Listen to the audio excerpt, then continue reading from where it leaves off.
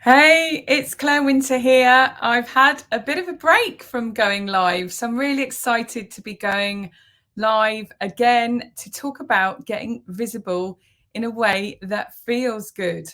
So, what does that mean? And what does getting visible mean? So, we hear online entrepreneurs, coaches, and courses talking about this all the time that you've got to get more visible to get more clients. And for the more introverted, and people maybe just starting out in business, this seems like a really scary prospect.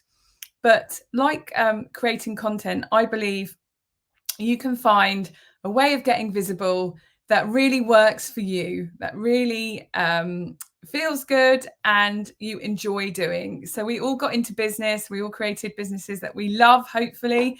And getting visible in a way that feels good will mean that you have much more fun in your life and business. So there are many different ways of getting visible. One of my favorite ways has been creating a podcast, because obviously you can do that in your pajamas. You can be at home.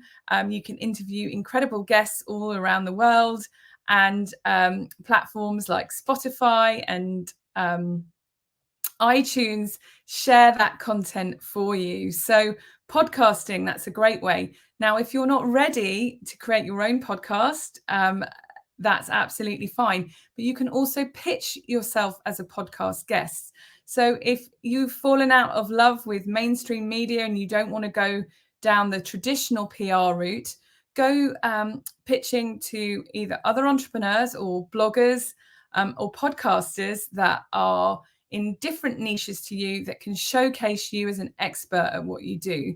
So creating a brilliant bio that appeals to them, making sure that you listen to their podcast so you know what they've covered before, that you know that you're giving them something new and different from their podcasts. I've been on a podcast in Australia and all over the place, and people have started joining my Facebook group once they've heard me on a podcast. So it really does work. It really does help people get to know you. It's very intimate. You're in someone's ears. They're listening to you talk about your area of expertise. So those are two options. You could start a podcast or start pitching yourself as a podcast guest. And that way you're being visible in a way that maybe, if you're not keen on doing video, although bear in mind that some podcasts are videoed. I did one the other day with a lovely Dawn McGrewer, and we're actually doing a live tomorrow in Cracking Content, my Facebook group. And we did that live on StreamYard. So she was doing a brilliant bit of repurposing. So we're going live on YouTube, StreamYard on her Facebook page and LinkedIn. And then the audio was going to be made into a podcast live series that she was putting out for her podcast. So again, that's a double whammy, isn't it? So you're being visible on video and on audio. So you're being live and using that audio as a podcast, which is a really, really good idea. And again, if you like writing, again, pitching to other bloggers, you could even go with people in your own network, other small business owners. It's well worth checking a blog's domain authority, because the higher their domain authority is, the higher you'll be found in search. Blogging has been a really good strategy for me. It's really helped visibility online.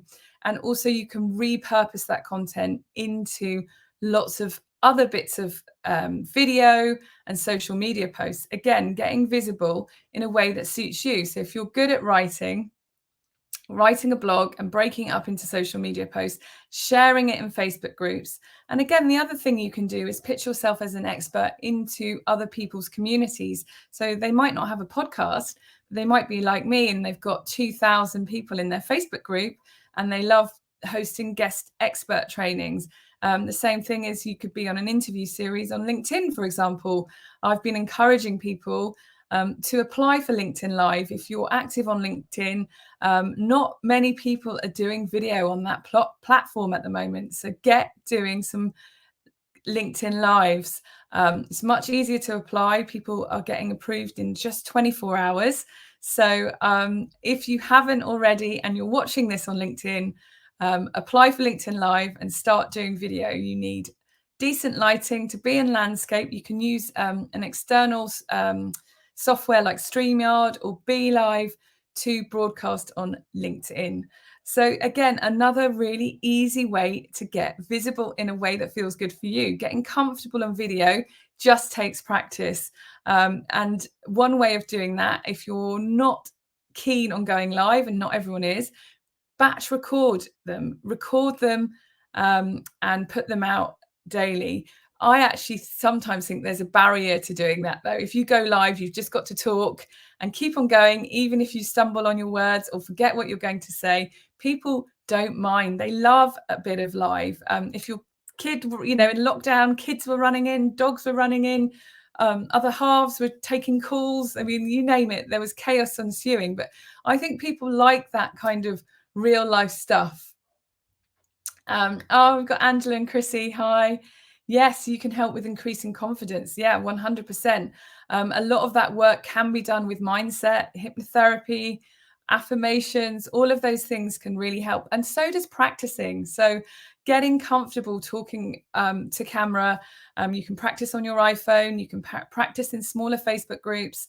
All of that will help you. So we've covered podcasting, pitching yourself as a podcast guest, blogging, and breaking up, repurposing those blogs into lots of different format, using video, so applying for LinkedIn Live or putting out videos, and of course, using IG Lives, which you can then turn into IGTVs, also using Reels, which is one of the very popular forms of using video on Instagram.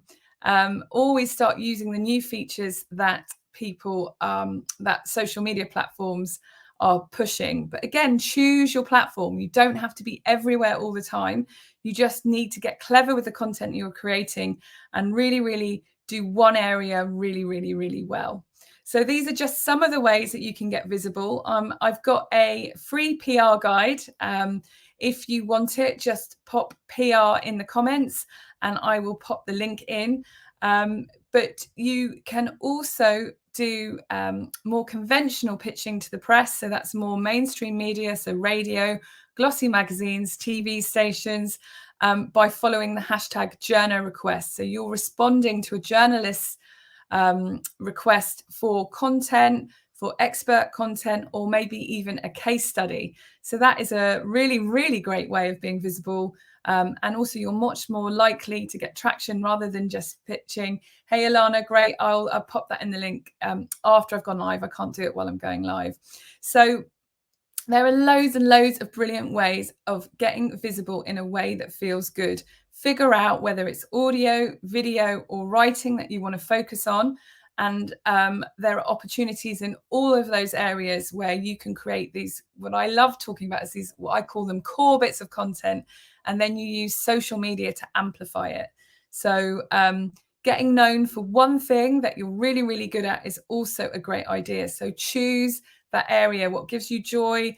What do you help people with? Where do you get the most results? Focus on that area when you're doing this getting visible exercise, so people get to know who you are and they go, oh, okay, that's content Claire, or she's an expert in visibility, or they're an expert in mindset. I'm thinking of Angela and Chrissy here who are on the live as well. So thank you for watching. If you're catching this on the replay, it's really helpful. It's good for the algorithm as well if you put hashtag replay so we know where people are watching this. And again, I'll drop that link to the PR guide as well. So have a great day and thank you for watching.